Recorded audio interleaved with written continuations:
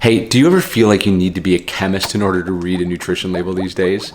Seriously, nutrition is confusing as you know what. And it's not because you're thick. There's just a lot of different ingredients going into our foods. The science behind food technology has become as advanced as nutrition technology.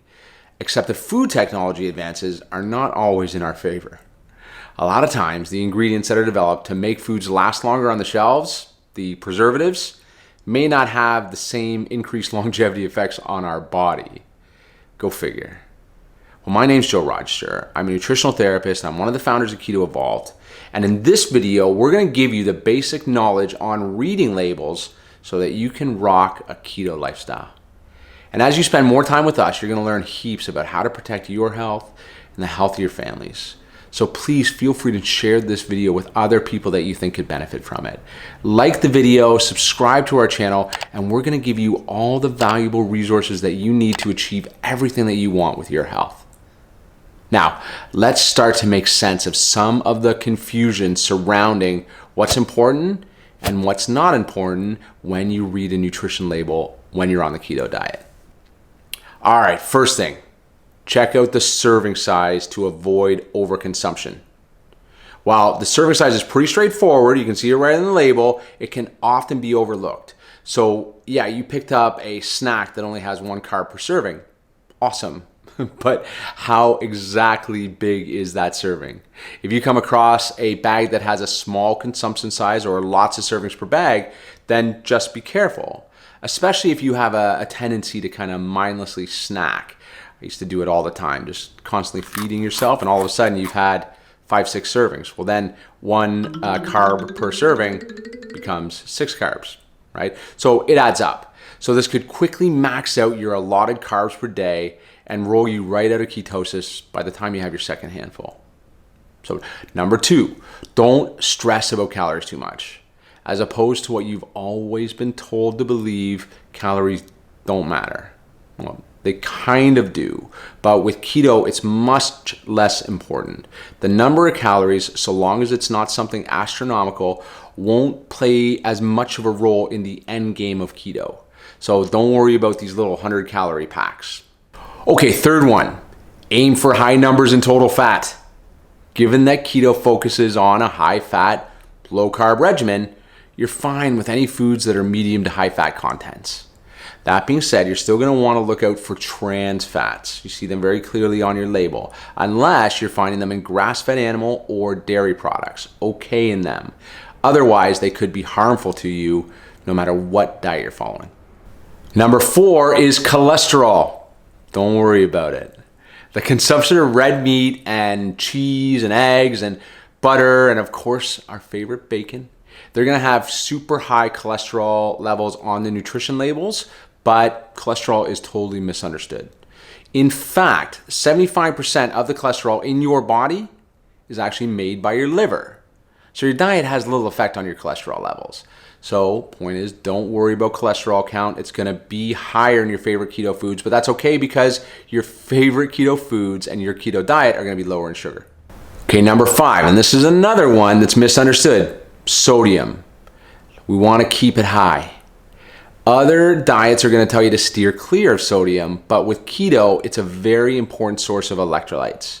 That's going to help you alleviate the keto flu. It's going to help you maintain a very valuable mineral level in your body as you start to pee more, which happens when you follow a lower sugar diet, lower the glycogen in your diet. So some people even consider carrying around a Himalayan crystal salt or sea salt grinder so that they can be upping their sodium levels. Great suggestion. All right, number 6, you were expecting this one, carbohydrates. Total carbs are arguably the most important part of the nutrition label to pay attention to. In general, most keto eaters are going to want to keep their carb count to below 20 to 40 grams each day. But there's 2 methods of counting carbs, total and net. You've probably heard these things before, and many of you have wondered, what the heck does that mean? So counting using total is pretty self-explanatory. Where you get the total number is at the top, and that is what it is. For net carbs, you subtract the dietary fiber count and sugar alcohols, if there is any, from the total carbs, and that gives you the net carbs of the food in question. Now, in the USA, you're gonna have to do that manually. You'll see carbohydrates and then sugars and dietary fiber and sugar alcohols in the same section. You'll do that subtraction. Some areas of the world, they are going to take that out. So if you see carbohydrates and then just sugars and dietary fiber and sugar alcohols in a different section, then it's already subtracted and they're actually showing you the net carbs listed. No matter what, you'll always want to keep your sugar intake as low as possible. Number 7 is protein. You want to go with a moderate amount of protein. Don't shy away from it. It's not really the focus that we have in keto, but it's super important for muscle mass preservation, which will keep your metabolism high.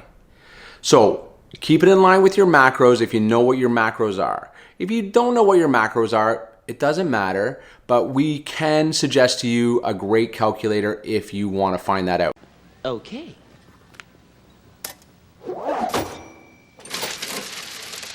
We kind of suggest people don't start going crazy calculating macros. Let's just go by feel at the start, and if we need to tweak it out later, awesome. Number 8, let's talk about the additional nutrients. This is a bit of a bonus round. Near the end of the nutrition label, down at the bottom, you're gonna see an assortment of vitamins and minerals that can be found in that food.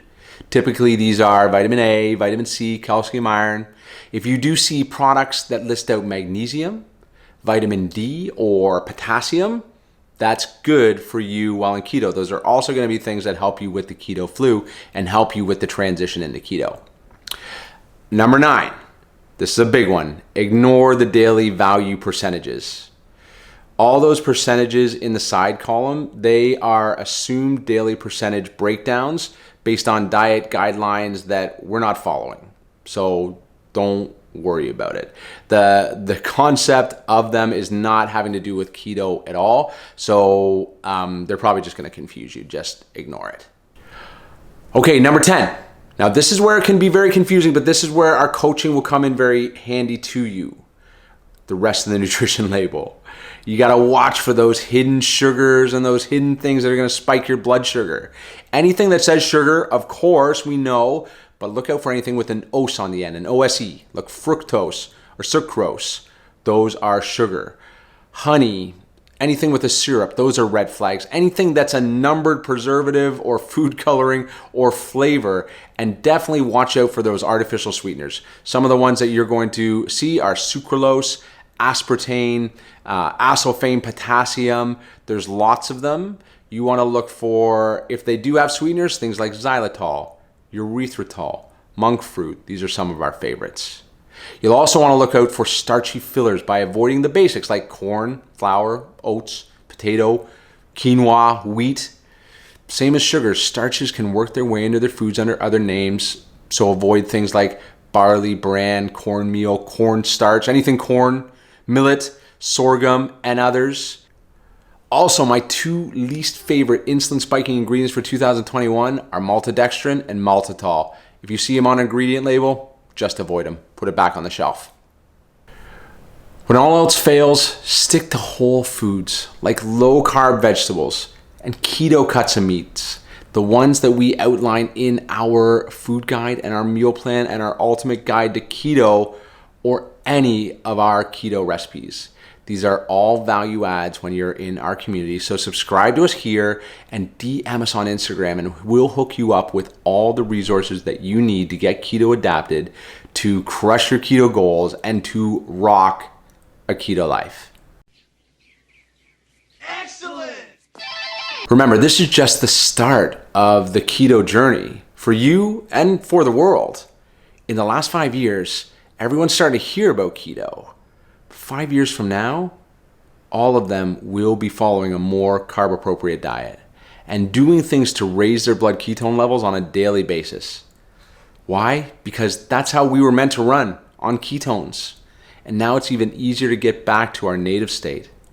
So we're proud to be a part of your journey back. So let us know what else we can do to help, and we'll see you in the next video.